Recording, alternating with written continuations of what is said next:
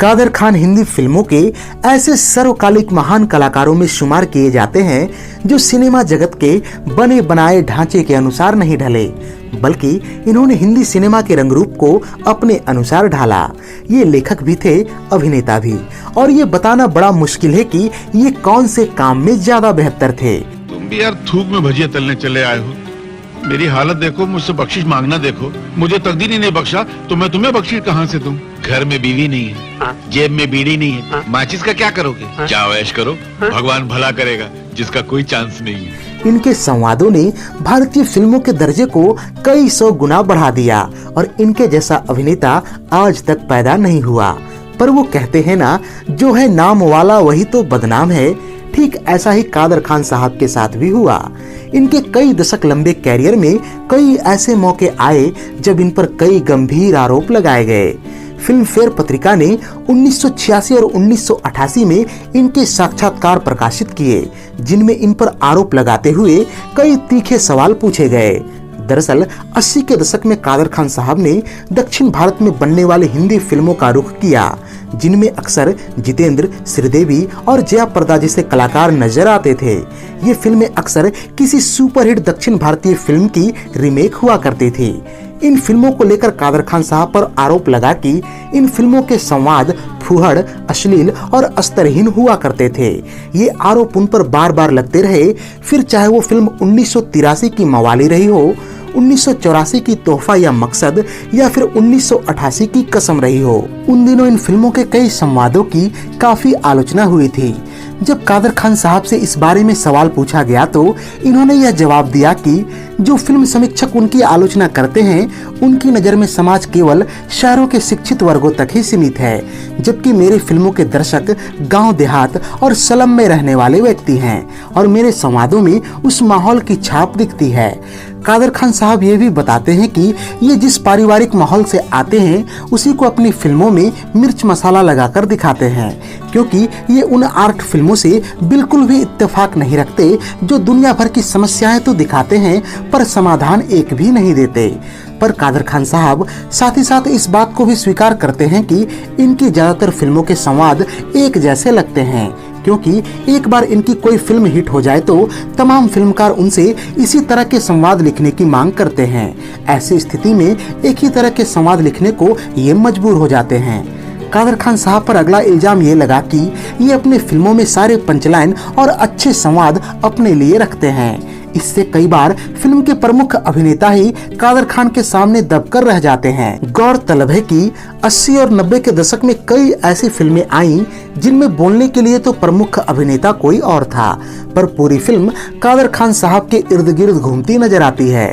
फिर चाहे वो 1985 की आज का दौर हो, 1989 की जैसी करनी वैसी भरनी हो, या 1990 की बाप नंबरी बेटा 10 नंबरी हो।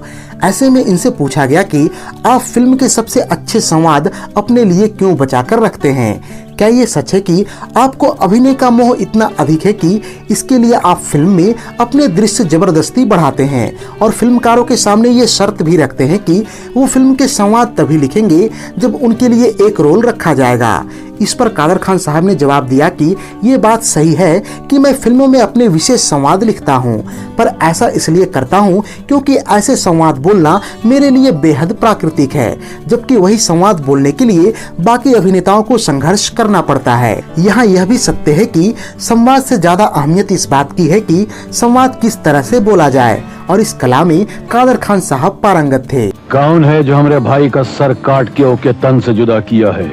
टकला नहीं, झुकाव हमका जवाब चाहिए। तुम? नहीं भैया, हम तो ऐसे ही मजाक कर रहे थे, हमको मत मारो, यहाँ बहुत दुखता है। तीसरा आरोप जो इन पर लगाया गया कि जिन फिल्मकारों ने इन्हें इतने बड़े मुकाम तक पहुंचाया, उनको समय पर इन्होंने साथ नहीं दिया। जब इनसे पूछा गया कि इन्होंने मनमोहन देसाई की फिल्म मर्द में काम करने से इनकार क्यों कर दिया, जबकि मनमोहन देसाई की फिल्मों ने इन्हें काफी शोहरत दिलाई थी, इस पर कादर खान साहब ने जवाब दिया था कि वो मनमोहन देसाई का बहुत सम्मान करते हैं, पर वर्ष 1983 से 85 का समय मेरे कैरियर का वो दौर था जब मैंने लगभग अपना पूरा समय दक्षिण भारत में गुजारा और एक ही समय में दर्जनों फिल्म में काम कर रहा था। आगे कादर खान साहब कहते हैं कि मनमोहन देसाई ऐसे फिल्मकार थे जो लेखकों को अपने साथ बिठाकर लिखाने में विश्वास करते थे और दक्षिण भारत में व्यस्त होने के कारण मेरे लिए ये संभव नहीं था कि मैं बम्बई आकर मर्द फिल्म में काम कर सकूं। इन्होंने ये भी कहा कि वो यश चोपड़ा और प्रकाश मेहरा के साथ भी काफी काम कर चुके हैं, पर यश चोपड़ा अपने स्टूडियो में एक स्टोरी टीम को मासिक भत्ते पर रखते हैं, जबकि ऐसा करना मेरे लिए संभव नहीं है। वहीं प्रकाश मेहरा फिलहाल गैर अमिताभ नुमा फिल्मों का निर्माण कर रहे हैं, जिनमें मेरी आवश्यकता ना के बराबर है।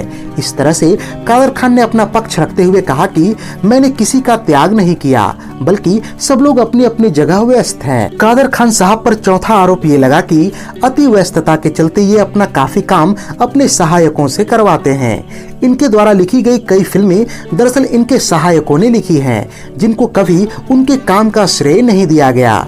इस आरोप पर कादर खान कहते हैं कि मैं अपनी फिल्मों के संवाद खुद ही लिखता हूँ। हाँ, यह बात सच है कि मैंने सहायक रखे हुए हैं, पर वो इसलिए क्योंकि आज भी मैं हाथ से लिखना पसंद करता हूँ और क्योंकि मेरी हैंडराइटिंग बहुत खराब है, इसके लिए मेरे सहायक लिखे हुए कागजों को टाइपराइटर पर टाइप करके भेजने का काम करते हैं। पांचवा आरोप इन पर यह लगा कि बात तो ये गरीबी तथा अपने संघर्ष और भुखमरी के दिनों की करते हैं, पर इन्होंने कभी इस विषय पर कोई सार्थक फिल्म बनाने का प्रयास नहीं किया।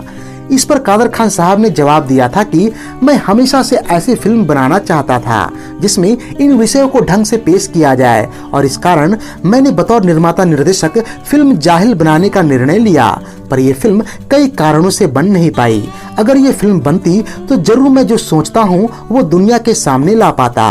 कादर खान ये भी बताते हैं कि निर्माता बनना वैसे भी मुझे रास नहीं आया, क्योंकि सन 1981 में मैंने फिल्म क्षमा का निर्माण किया था, पर इससे मुझे तगड़ा आर्थिक झटका लगा और मैं इतनी जल्दी बड़ा जोखिम लेने के लिए तैयार नहीं हूँ। पर भविष्य में मैं ये आशा करता हूँ कि कभी न कभी अपनी पसंद की फिल्म जरूर बनाऊंगा। पर अफसोस ये है कि 90 के दशक तक आते आते इनका मन सिनेमा से उचाट होने लगा, क्योंकि इनको बतौर अभिनेता तो बहुत सी फिल्में मिल रही थी, पर इनका लेखन कहीं पीछे छूट रहा था।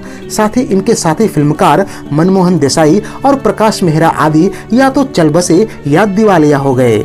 ऐसे में इन्होंने 21वीं सदी तक आते आते फिल्मों से ध्यान हटाकर अपना मन अध्यात्म में केंद्रित कर लिया और अपने मृत्यु तक अपने पिता को दिए हुए वचन के अनुसार अरबी और इस्लाम की शिक्षा देते रहे। तो ये थी भारतीय फिल्मों के महान कलाकार व लेखक कादर खान साहब पर हमारी एक खास पेशकश। उम्मीद है कि यह वीडियो आपको बेहद ही पसंद आई होगी। अगर यह वीडियो पसंद आई हो तो इसे लाइक और शेयर करें तथा ऐसे ही दिलचस्प वीडियोस की नोटिफिकेशन पाने के लिए चैनल को सब्सक्राइब करके बेल आइकन में ऑल का बटन दबा दें। धन्यवाद।